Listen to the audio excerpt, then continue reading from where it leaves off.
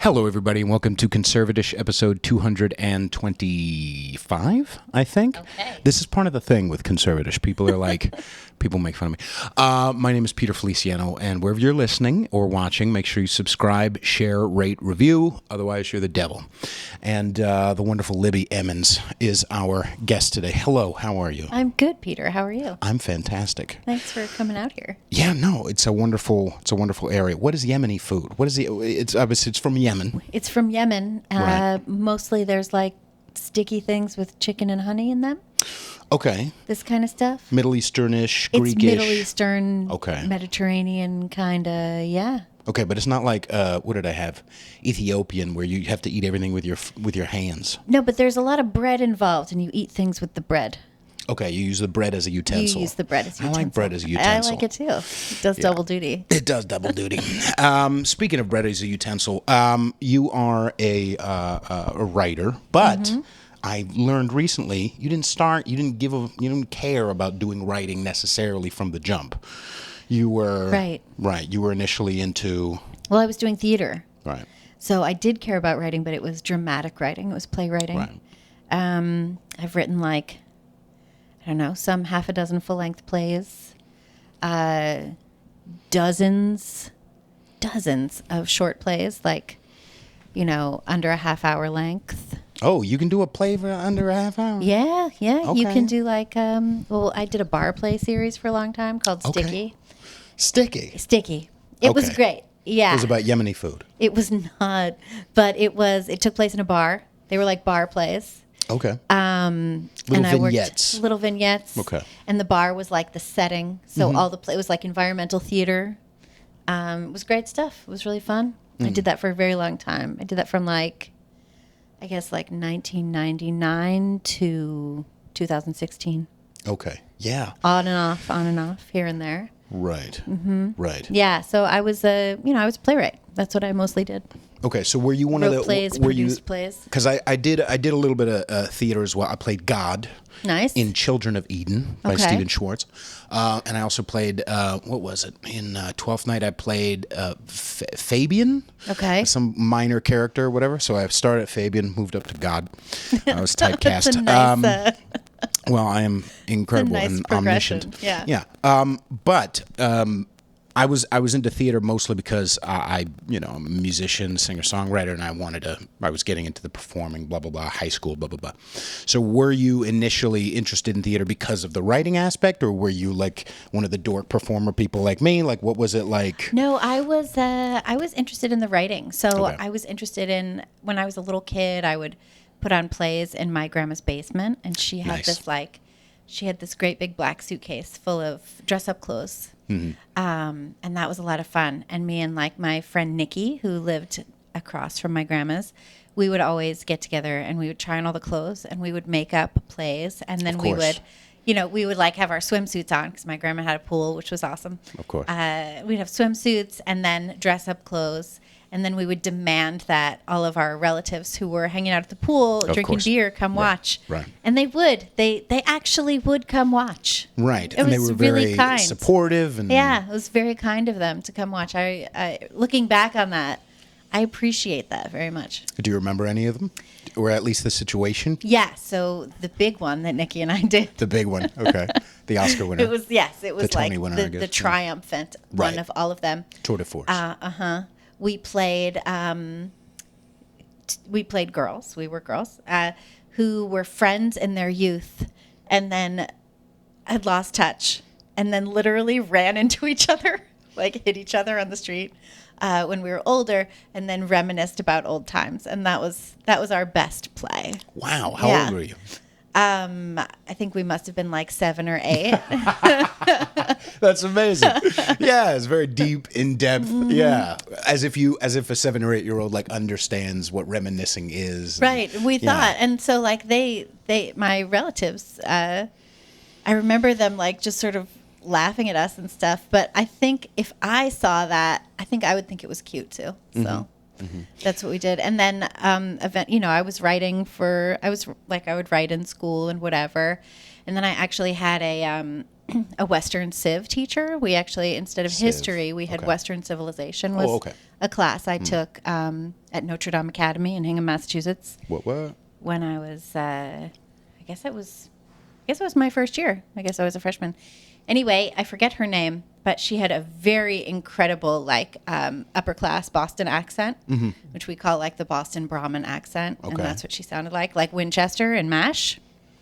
I don't know if you ever saw that. No. Okay. Yeah, I'm a spring chicken. All right. Yeah. So she had us do interview projects with where we had to pretend we were Geoffrey Chaucer, and we had to interview. No, she was Geoffrey Chaucer, of course, and we had to like be interviewed as a famous Renaissance painter or artist. Got it. So I was.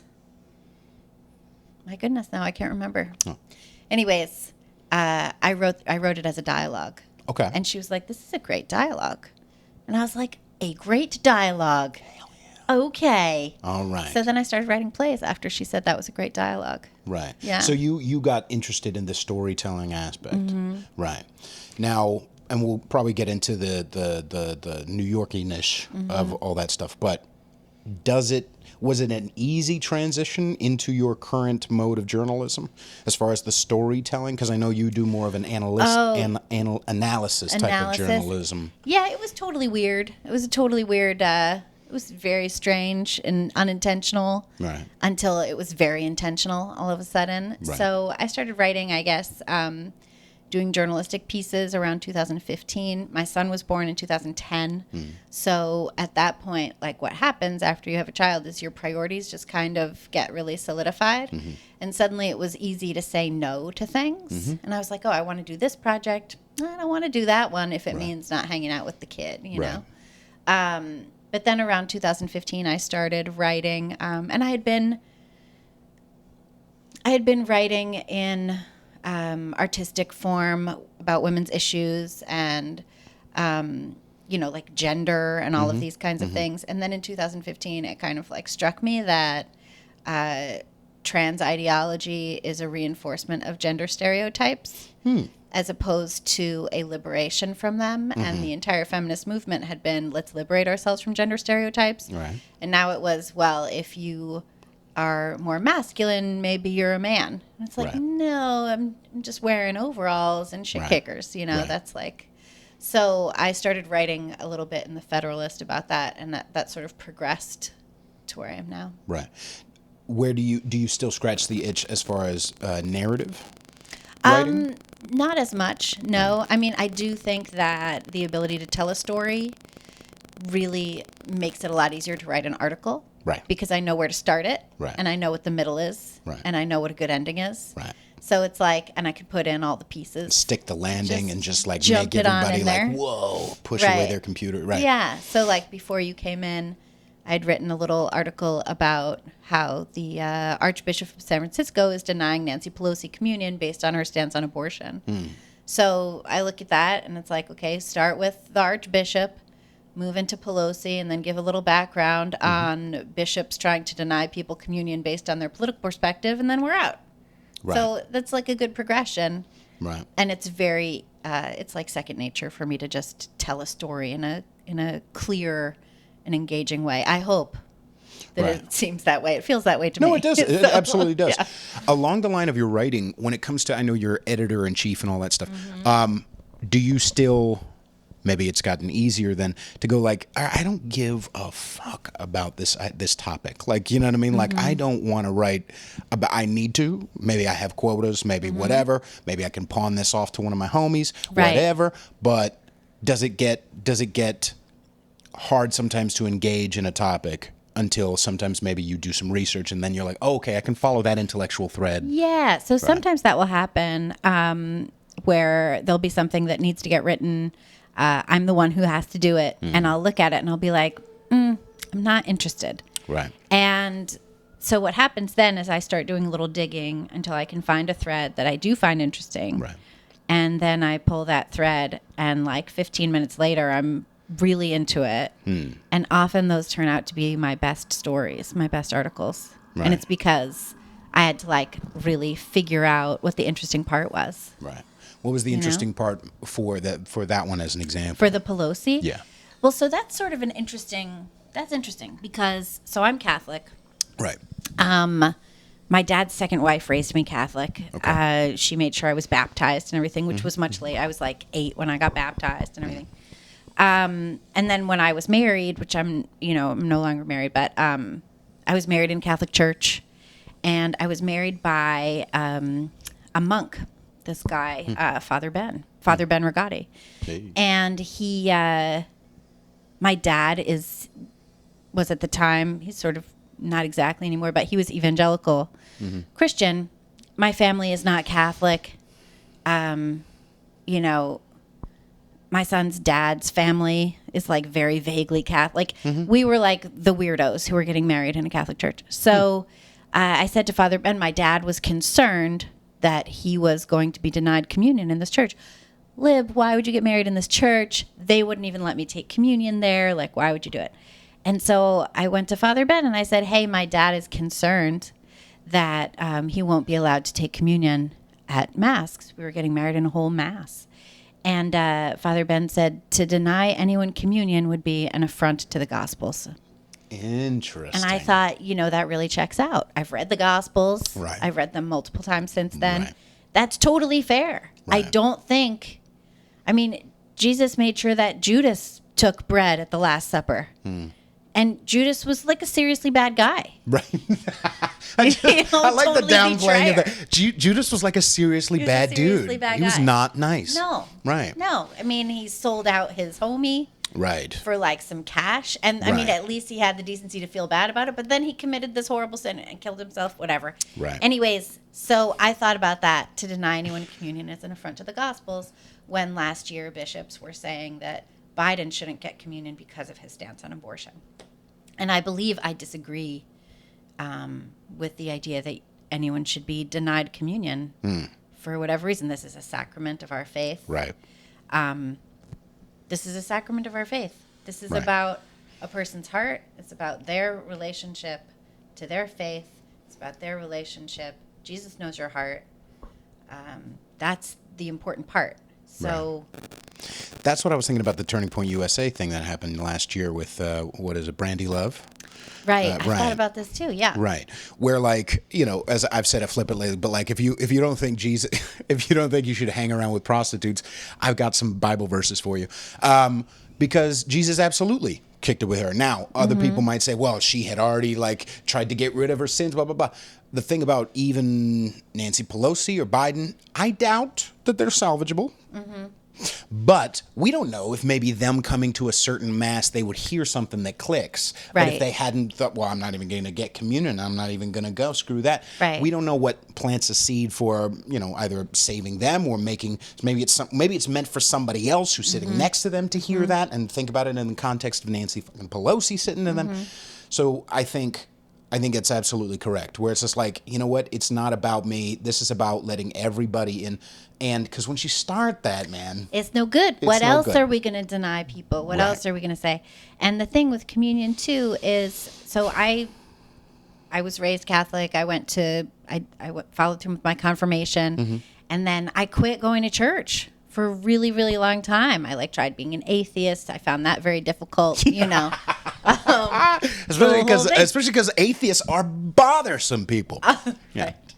So at a certain point when I came back to church, one of the most effective things for me was the experience of receiving the sacrament.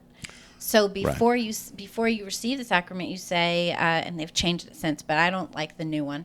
It was, Lord, I am not worthy to receive you, but only say the word, and I shall be healed.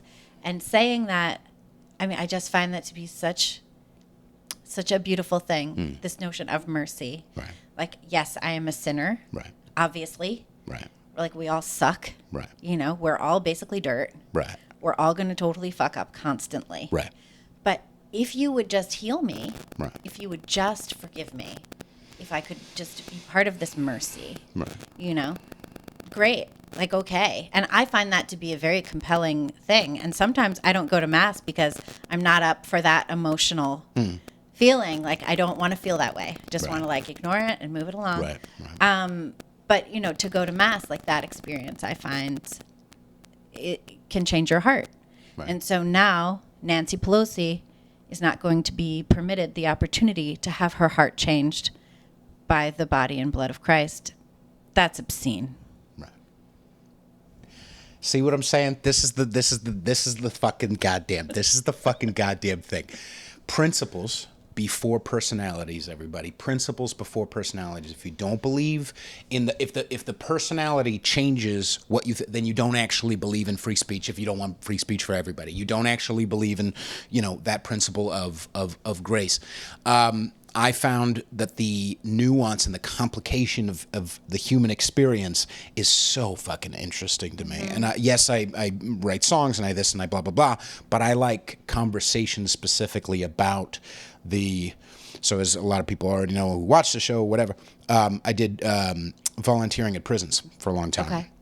And so I know some deeply troubled motherfuckers. Sure. Who definitely actually, like, it's not Shawshank Redemption. Like, they're actually guilty. They do need to be separated from society or punished or whatever. But I also know that a lot of them have changed their heart and changed their mind, and they're kicking ass and, altruistic and whatever. So being close to someone, being in the same space, listening to them, sharing with them, having them share with me, and then yet knowing that kernel or deep, forebed of us even having that conversation is because they did the worst things you can do is an interesting. It suddenly what's the word? It levels, like, you know what I mean? It's like, oh yeah, we're all kind of like capable of some horrendous shit, and so that makes the grace thing much more tangible, It's a huge deal. Wow. Grace, I think it has something to do with the meaning of life. Grace, the opportunity to experience God's grace, right? Is I think that has a lot to do with whatever the meaning of life is. Right. Yeah. And I don't want to take that away from anybody, even the people I disagree with. And I think too often, we got to meet at Myth-Informed, Better Discourse. Fun. I love those guys. They're very sweet. Those are my favorite. They're like my favorite guys. Yeah. Yeah. They're very sweet. I love those guys. Little Mike Harlow and all those motherfuckers. Yeah. And I folded that into my trip to Austin to feel if I wanted to move there. But while we were there, a couple of things I'd like to, talk since you were there and see what your thoughts are. Number one, wherever I was at whoever I talked to, I found that everybody, like, there were a couple of speakers that almost everybody was fucking annoyed with. Oh, really? Yeah. They expressed Was one of them me? No. Interesting. But or maybe the people that I gravitated to. Maybe we can just smell it in the air, like, oh, you like free speech? Yeah, let's talk shit about that dude.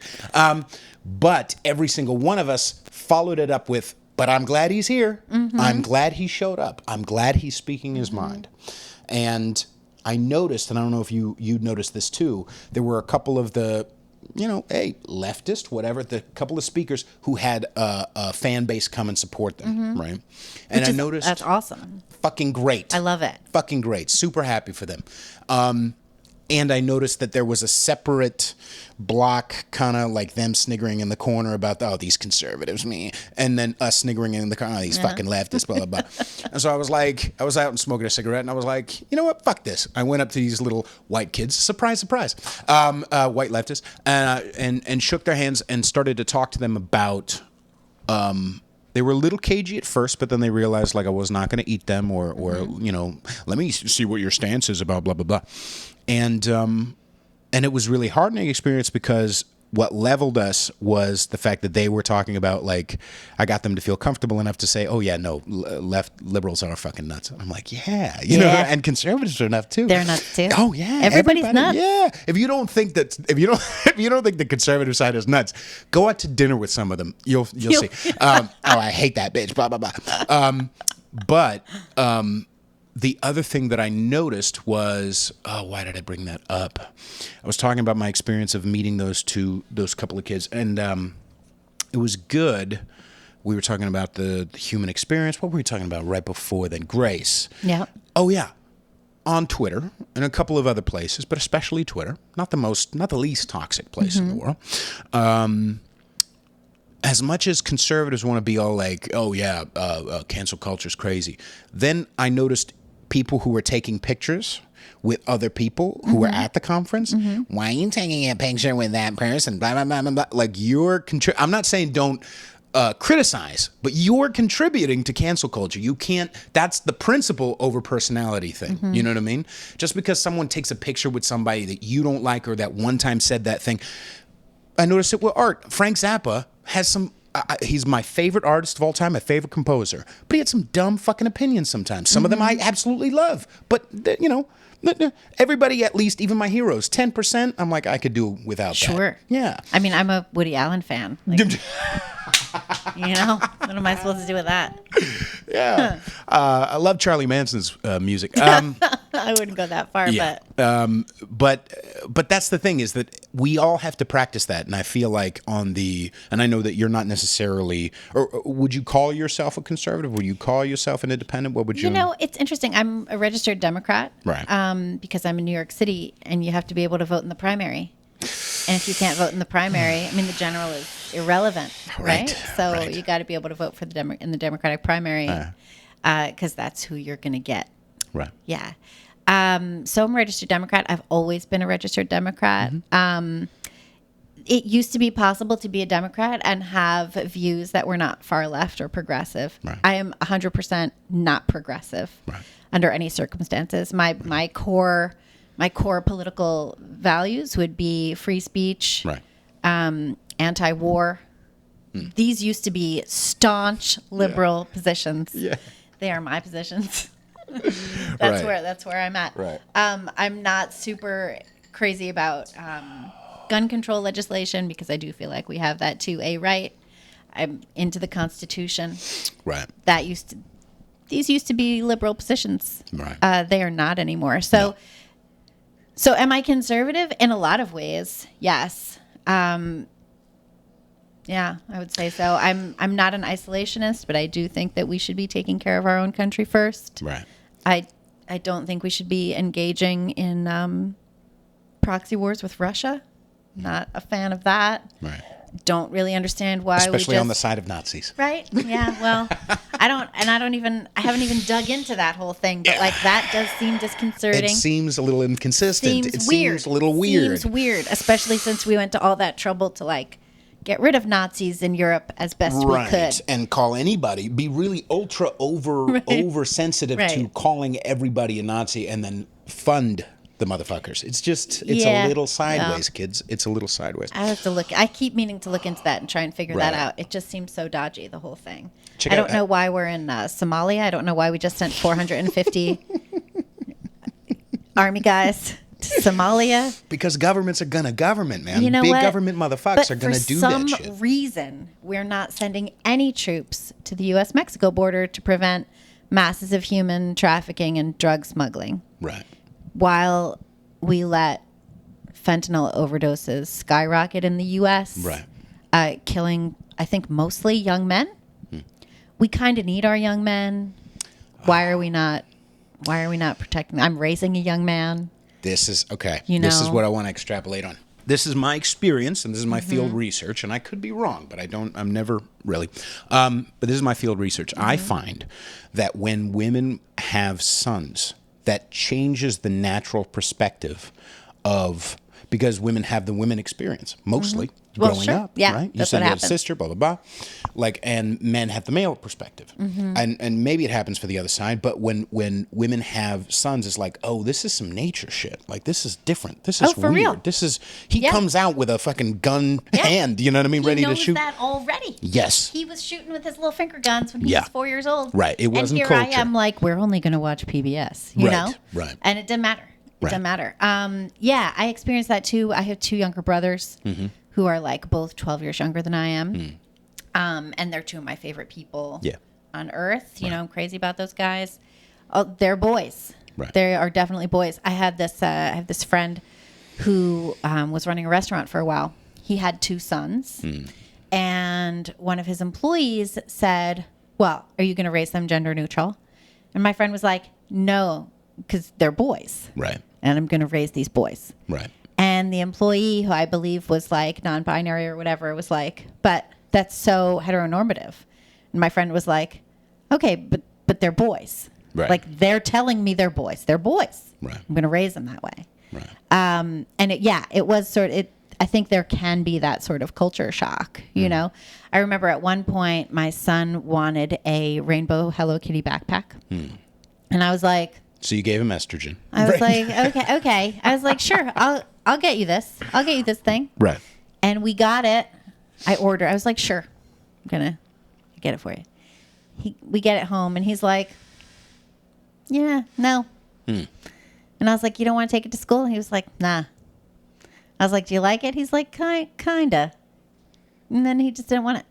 Right. And I recently saw a TikTok of this lady with her little boy trying on dresses in I've seen in an Old screenshot. I don't Navy or even whatever. want to. Yeah. And Anyway. he was like, well, I like it, but I don't want to wear it to school. And she's like trying to force him to wear it to school. And it's like, he doesn't want the rainbow Hello Kitty backpack. Yeah, you bought it. Put it in the closet. He doesn't want it. You know? And I do exactly the same thing with whatever. I mean, he tends to pick out stuff and then not want it, and that drives me nuts. Yeah. We're trying to work through that so that I don't waste all this money. Good luck. Nah, Yeah. it's a problem. Yeah. But he's definitely a boy. Right. He's like, he likes boy things. Not all the boy things. A lot of boy things he doesn't like at all. Sure. But he's still a boy. Right. And when you experience that energy, when you touch that life and you realize, oh, like, okay, liberals, Democrats, whatever, used to be the party that was all about self-care. Yes. Used to be all about protecting innocence. Used to be all about, how's your therapy doing? You know, how's your... And you you're know, beautiful just the way you are. You're a snowflake, all that shit, right? But why would it then be okay for us to crush his spirit just because he happened to be born a boy? No, it's like, wrong. that's hurtful. That's hurtful. And as...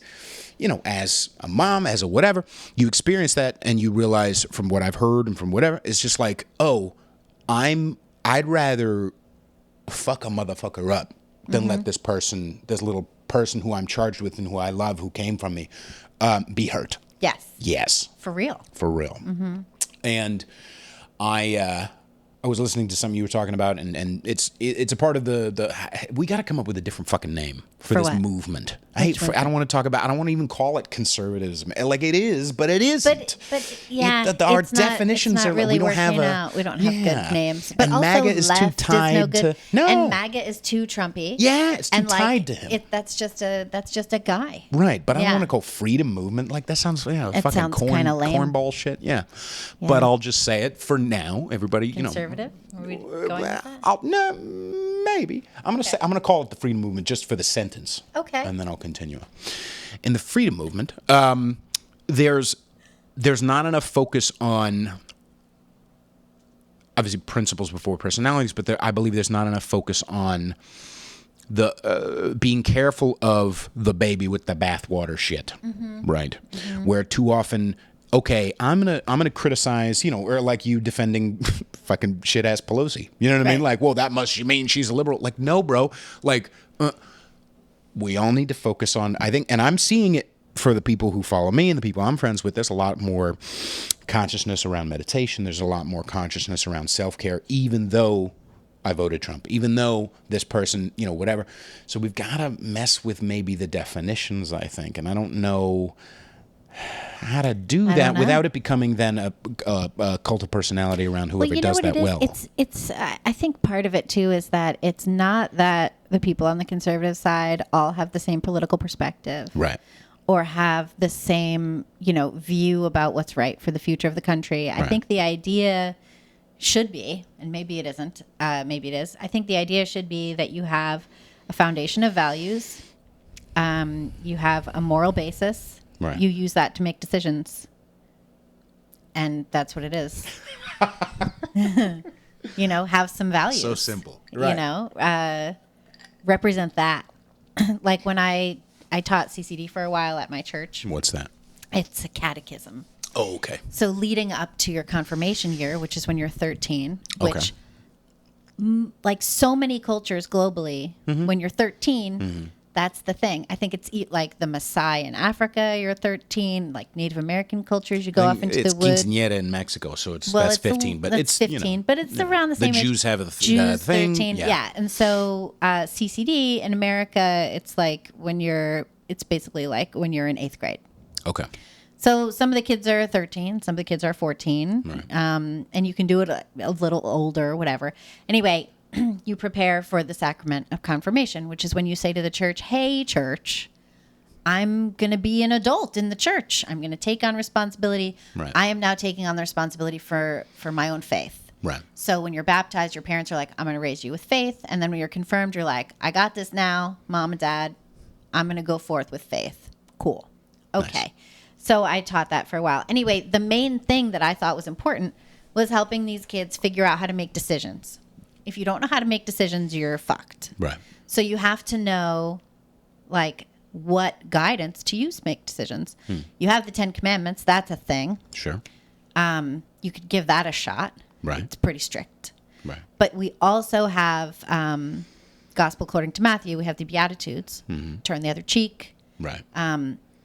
Be kind. You know, if you're leading, that means you have to be as humble as possible. Service. Right. All of these things. Right. It's right there.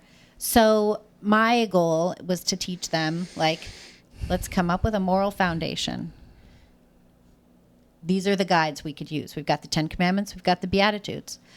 Don't covet your neighbor's wife isn't about, it's not just about adultery. Right. It's about trying not to harbor lust in your heart. It's going to guide you in the wrong direction. Right. And then you're going to make bad decisions. I don't do great with that one. Right. But then you're going to make bad decisions. Yeah, I can't fight that necessarily. But like you gotta try. You gotta try. You gotta try. Yeah, absolutely.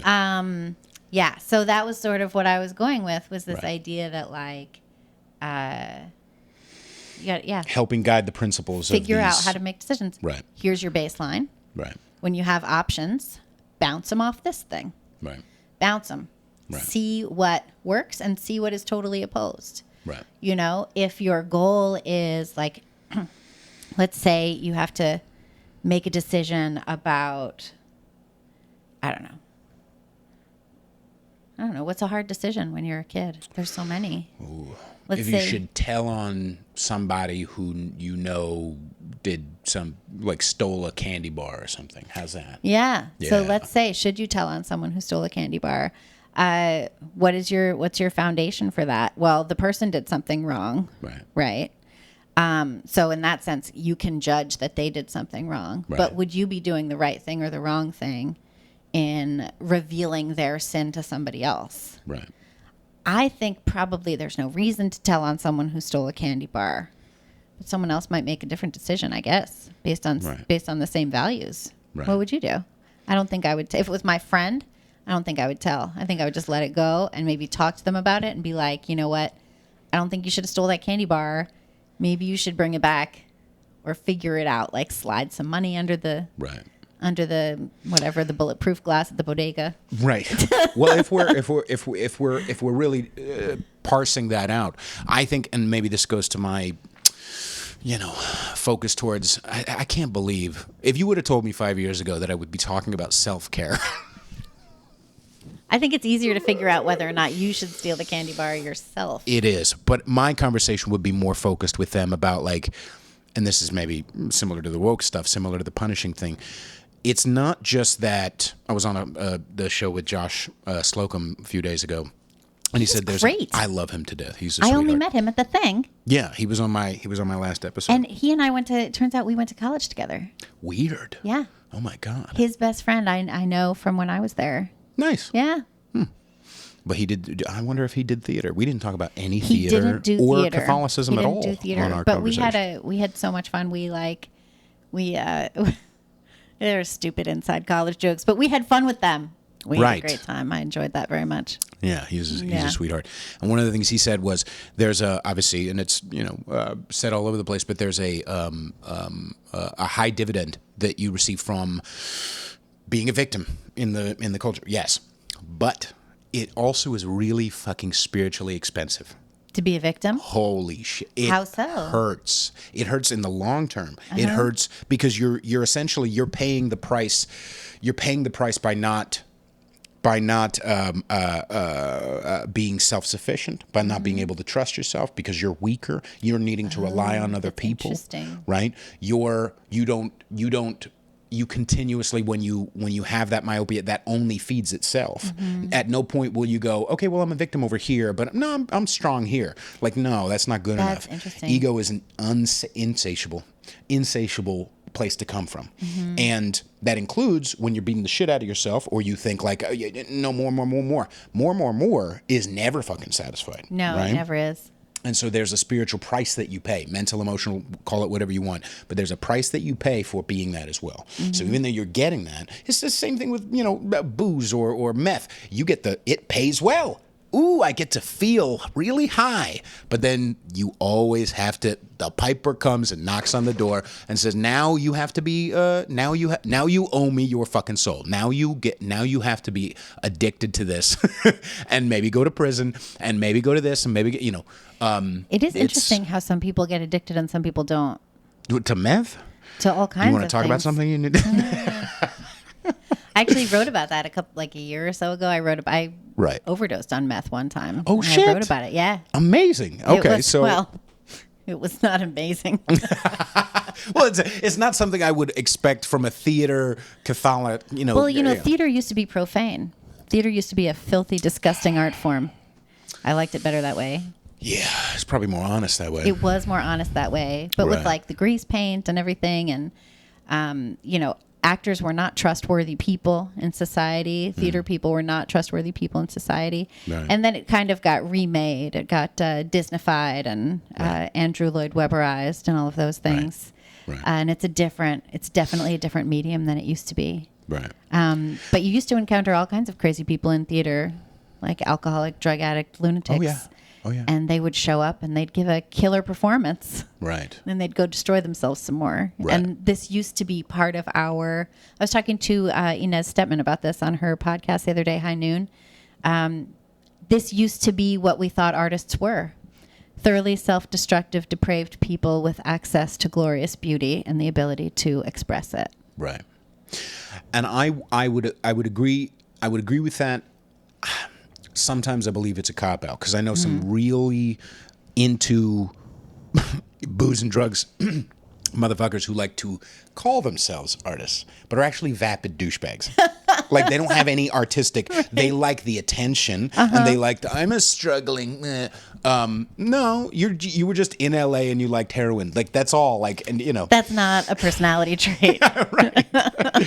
I do know people like that. Yeah, the need to create, the need to tell a story. The need to make. I mean, even now that I'm doing journalism, which I enjoy and I really like my job. Right. And I really adore the people that I work with, but I still need a creative outlet, and so I find myself painting quite a bit. Nice. I've been doing a lot of Nice. Is that what this is? That's not mine. Oh, no, okay. This was this painting here was done by a man called William Rand. It's one of my favorite pieces. Lovely. It's called Frying Pan. Of course it is. Those are Civil War guys. And up top, there's a frying pan. But William Rand was an artist that I believe now lives in Spain. And he was friends with an old friend of mine, Chris Kelly, who was a curator and a poet. Right. Who died tragically in 1999. Right. And his parents let me take this painting out of his apartment. And it was actually covered with footprints because it was on the floor. Jesus. So it has Chris's footprints on it. Aww. And, wow. It's got a That's lot. great. There's a lot in that painting. Right.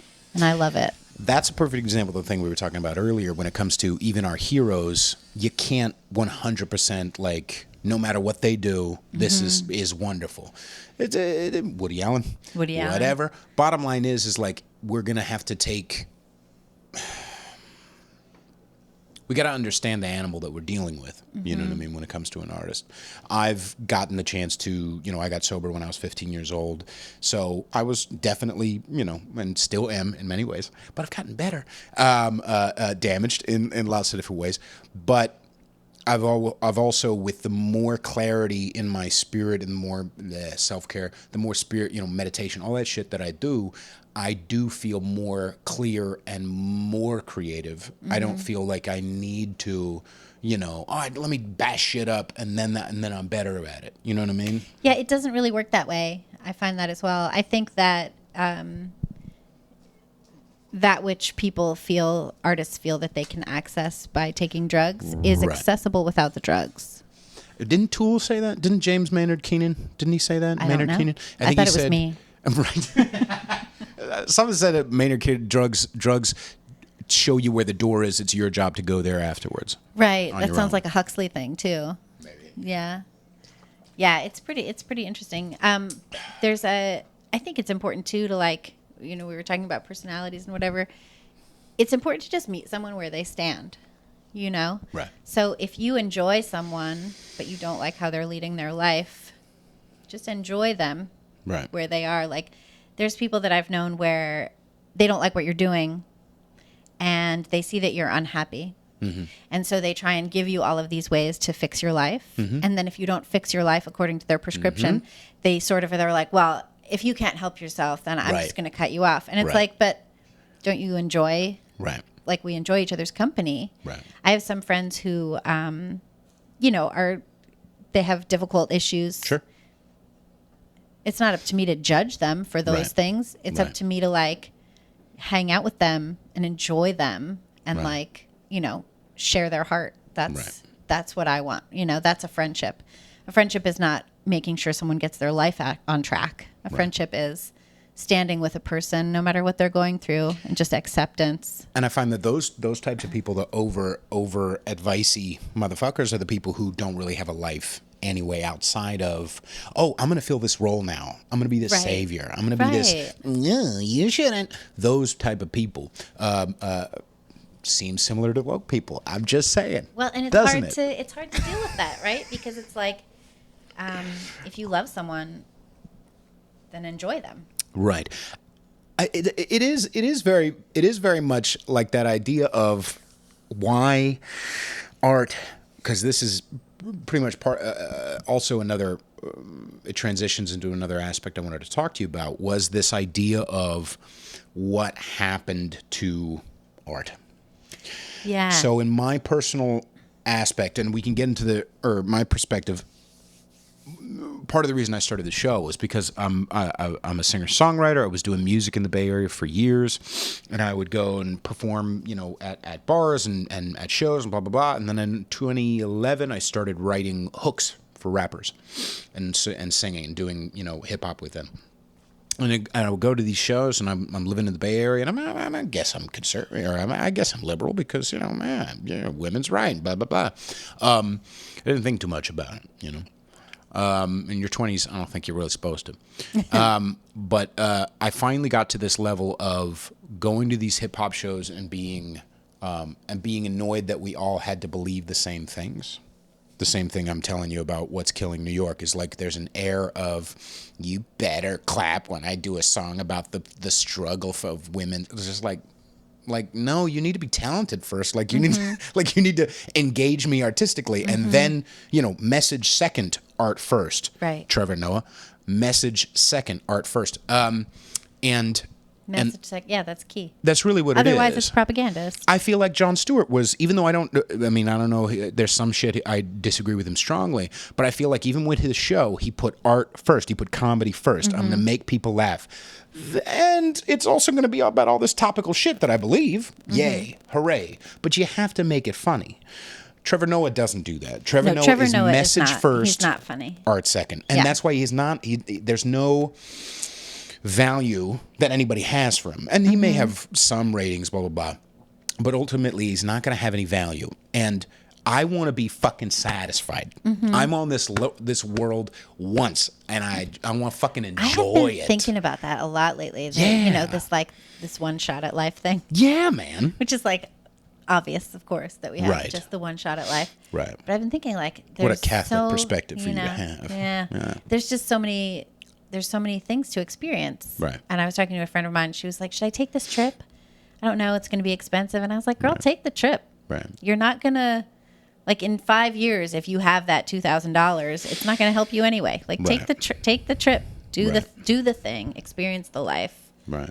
Bathe in the sun. Right. Do what you can. And if I got all the beautiful shit that I got from art when I was growing up, that is number one for me. Mm-hmm. I mean, even Zappa, South Park, whatever, those guys that I grew up, they put a bullet everywhere. Everyone got a fucking bullet. It wasn't like this is a sacred area. South Park is hysterical. Like, yeah, and they made fun of all of them. Yes. All of you, a fucking curse on all your houses type of shit. Yes. Those are my motherfuckers because that gives me artistic whatever.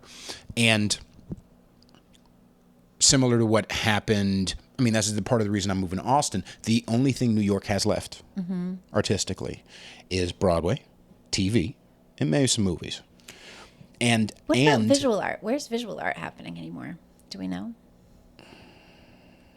Is visual art still in New York? That's a whole complicated it's a whole different thing. complicated thing. It's a whole different complicated thing. But I'll say musically anyway. Musically or in the game that I'm in.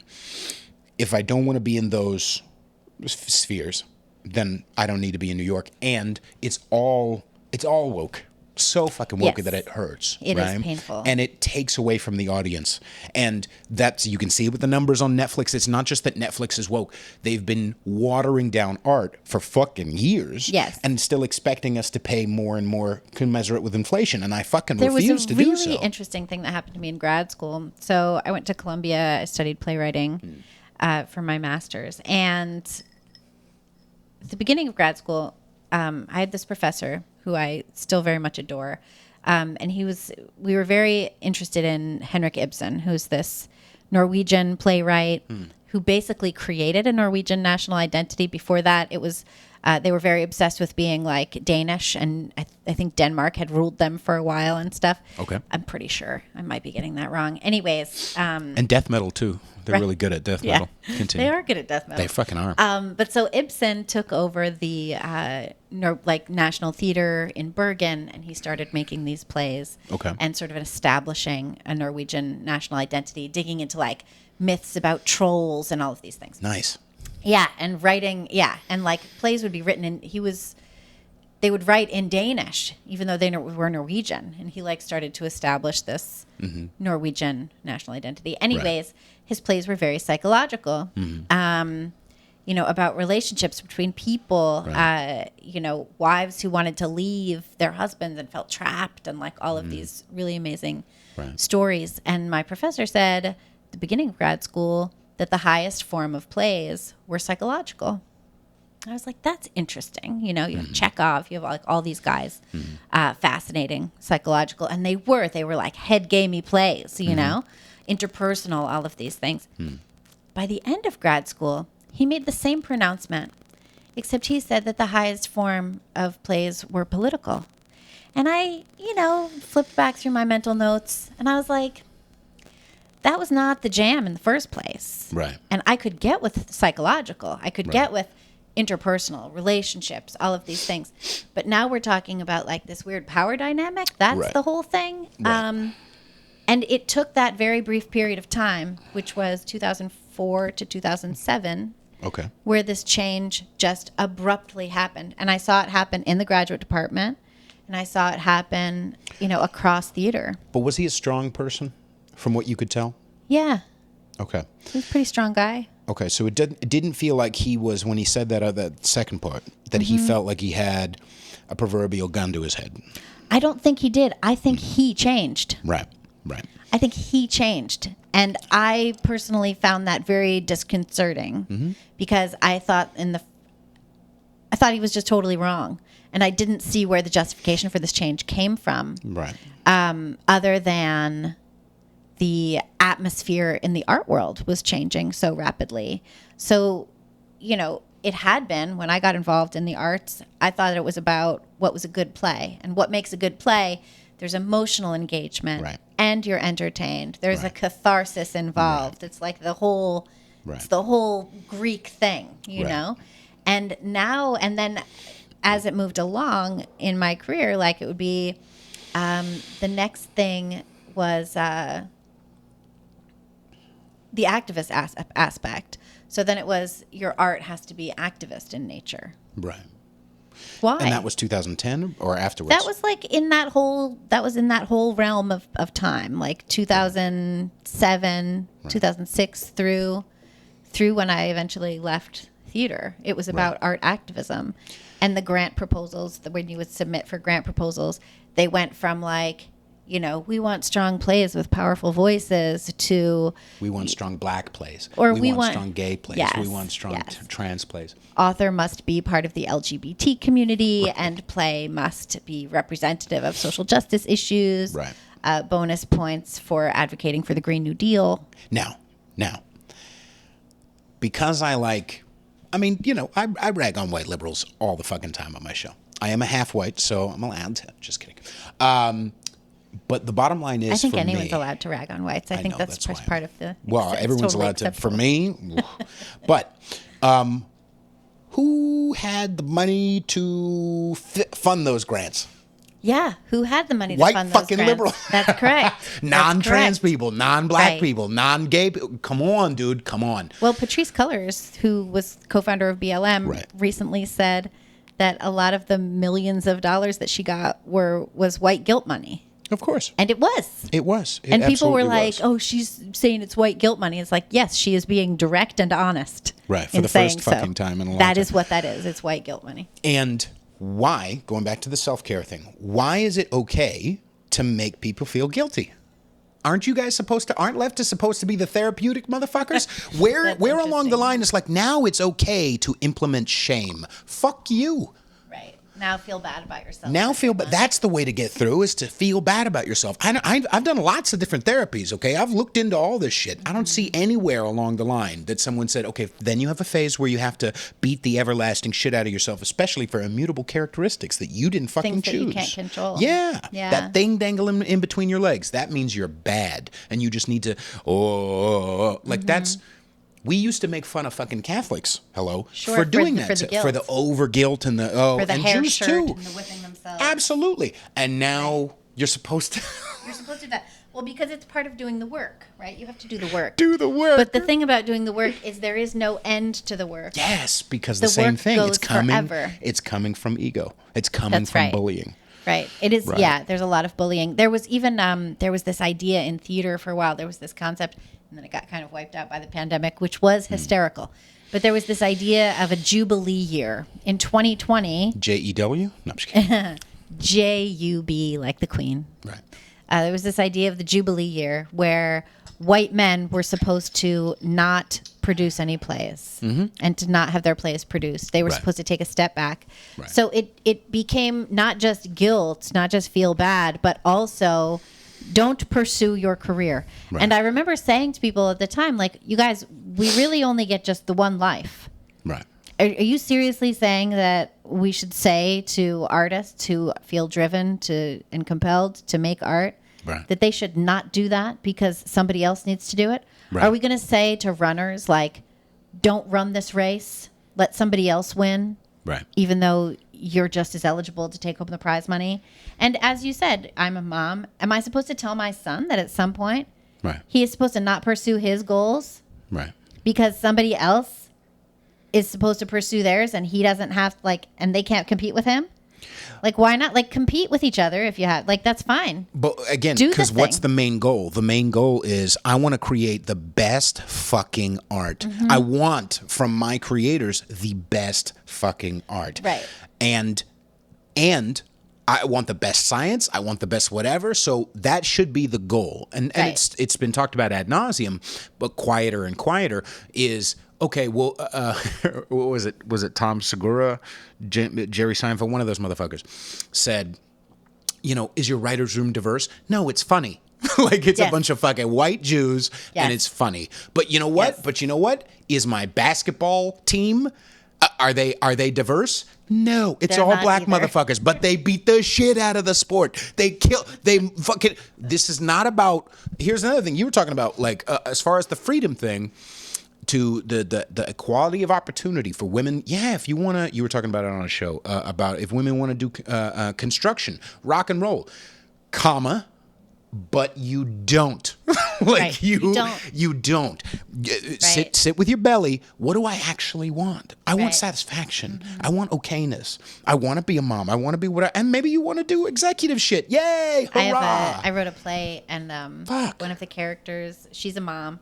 Right. It was like unexpected pregnancy. Right. You know, she goes through. Obviously, she has a child, and she says, "What if I just want to fall in love and have babies? Does that make me a bad feminist?" Right. And I think this is a question, and Right. I think that there's nothing wrong with wanting to fall in love and have babies. Like, I think that's one of the best things ever. Right. No. You're not allowed to have fulfillment. You're not allowed to fall in No, love. You're not allowed to no. have babies. You're supposed to, you know, what is it, like the C-suite? You're supposed to pencil skirt it all the way to the C-suite and then Right. kill your babies. Right. And be miserable and just be permanently miserable. That's what they want from us. And to be sexually available. It was interesting. Tim Scott from South Carolina was talking to Janet Yellen in Congress. Okay. In the Congress. And they were talking about abortion. Now, Yellen was there to talk about the state of economy. And of course, every senator in the entire room used it for their political advantage to make their points. And nobody talked about the economy properly at all, which of course really ought to be addressed. And then sent 40 Yeah. billion. Billion. Anyway. And then the Pentagon added another like 100 million just in arms. Just like, here's an extra 100 billion. Just some munitions. Right. Yeah, it will help you establish peace. Right? Okay.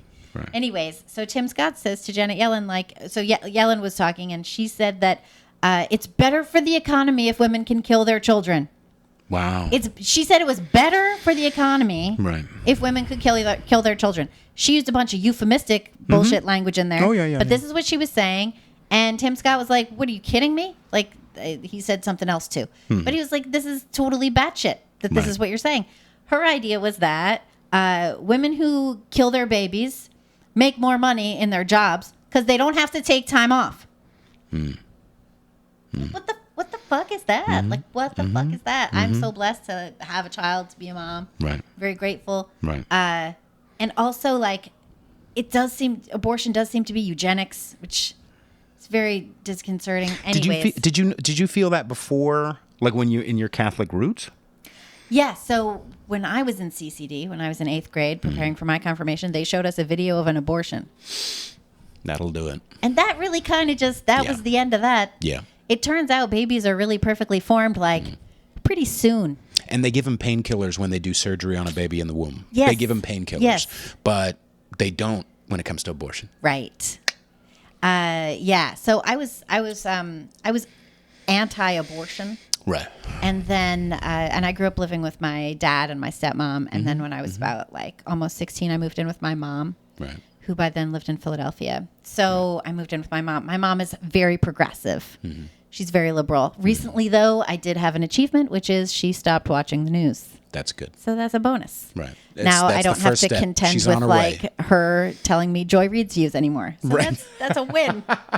But she has black skin and a pussy. You can't question her. Goodness. So anyway, my mom was horrified that I was opposed to abortion when I was 16. Right. Convinced me of the idea that safe, legal, and rare was acceptable. And I was like, okay, that can be perhaps acceptable, but no one should ever do it. Right. No one should ever do this, but I can understand safe, legal, and rare. Right. Then we ended, and I was like, okay, I can understand that. But then we got to this shout your abortion Right. bullshit, and we ended up with Oscar-winning actresses talking about how they never could have been successful if they hadn't killed their babies. Right. The depravity Right. of this. Right. I cannot be successful unless I'm killing my baby. Right. That is, whatever your success is Right. trash. After that. Didn't Stevie Nicks, I think, said, if I hadn't had an abortion, there would be no Fleetwood Mac? Listen, princess, if you were aware of what abortion actually is, which is easily Googleable, you can find that video and a plethora of others. I like Gypsy, but I'd rather have a live person. Sorry, like it just Gypsy's great, but we would find someone else to write that song. Well, okay? The other thing too is it's just a lie. It's a lie that you tell yourself in order to justify having done this thing because you don't want to change your lifestyle. It's not that abortion saves lives; it saves lifestyles. Right. And that's a totally different thing. Yes, it is. I didn't stop making art after my son was born. I continued getting grants. I continued producing plays. Yeah, you're fucking kicking ass. And it was fine. Right. And like... You live in a non-hipster neighborhood? I live in a holy non-hipster shit. neighborhood. You're moving on up. I live in America over here. I used to live in hipster neighborhoods. I lived in the Lower East Side. I lived in Greenpoint. The worst. I loved it. Why? Well, what years, though? I lived in the Lower East Side from 2002 to 2009. Okay, it's completely different now. And then I lived in Greenpoint until 2012. And then I moved out here to America. Oh, yeah, no. It's completely different now. I mean, I'll take, and that's what I experienced in Austin. You okay to go a few more minutes? Yeah. Okay. That's what I experienced in Austin is that, I say that. I don't even know what time it is. Oh, okay. You see my phone like blowing up with little messages. Right. Yeah. We get it. You're famous. No. But, no. And by the way, I was like, she's on what you're seeing is like everyone at Post Millennial going, where the fuck are you? Why aren't you doing this? Okay? Would you relax. edit this? Yeah. Please edit my article. Peter Feliciano is in the equation now. You all take a back seat to this fucking amazingness. I mean, she was on Timcast yesterday, but she's finally leveled up to conservatish. I'm going to get my social media guys to clip this. Yeah, I'm the greatest of all And time. I'm going to show my boss. Yeah, fuck yeah. Send me money. My Venmo is Peter-Feliciano. That's funny. So, what were we talking about? We were talking about how abortion you don't have to kill your babies to be successful. You really don't. You really don't. You really don't. And you were talking about Joni Mitchell gave her baby up for adoption. Right. I respect that. Yeah. I mean, my family has a lot of adoption, and adoption is a great thing. Right. And also, by the way, just because those of us on this couch have actually done our research, so we'll help you out. We'll give you a nice little shortcut. The people who worked, I can't remember the exact name, but it was a lady, it was Planned Parenthood themselves, said that the year before before Roe v. Wade, when abortion was illegal, blah, blah, blah, that I think it was only 26, so something around 50 women died from illegal abortions.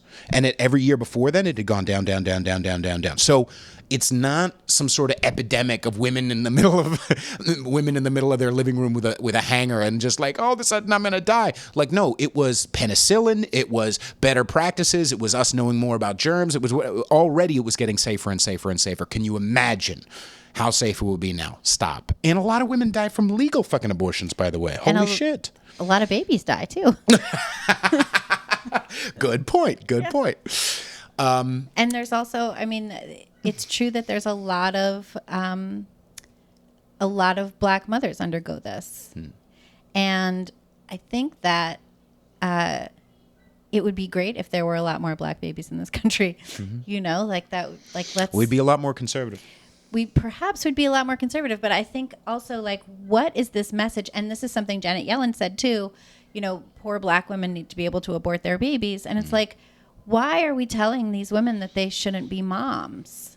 Why are we telling them that their children don't matter? Why do that? And then there's this argument that like there aren't enough social programs and whatever.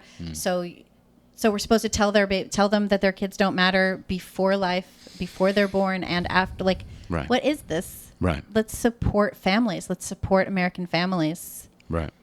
Well, the bottom line is, too... And support men, to say to men, like, you know, be responsible. Yeah. There's joy in supporting and serving your family and leading your family. And that... Oh, yeah. These are great. Like, do these things. I tell my son, like, you know, people talk about, you know, where you want your kid to go to school and what job you want them to have. And I'm just like, no. I want my son to be kind. And I am raising him to be, you know, ideally...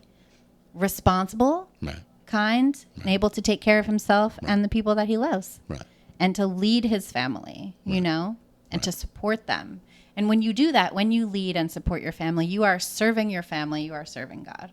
Right. And that's what you should do. And ultimately, even if you're an atheist... Like, it's not easy. It's not that No. it's easy. No. It's that it is the correct path. But even more than that, it's fulfilling. Mm-hmm.